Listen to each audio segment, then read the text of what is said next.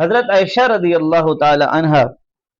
روایت کرتے ہیں خرج النبی صلی اللہ علیہ وسلم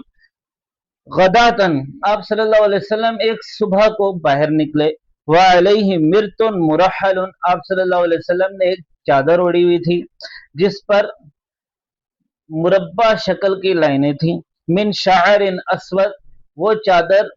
سیاہ بالوں سے بنی ہوئی تھی، فجاء الحسن بن علی، اتنی دیر میں حضرت حسن بن علی آئے، آپ صلی اللہ علیہ وسلم نے کیا کیا، فادخلہ، انہیں چادر میں داخل کیا، ثم جاء الحسین فدخل معه، پھر حسین آئے، وہ بھی چادر میں داخل ہو گئے، ثم جاءت فاطمہ، پھر آپ صلی اللہ علیہ وسلم کی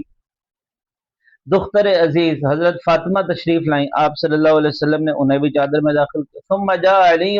پھر آپ صلی اللہ علیہ وسلم کے داماد آئے، فادخلہ، ان کو بھی آپ صلی اللہ علیہ وسلم نے چادر میں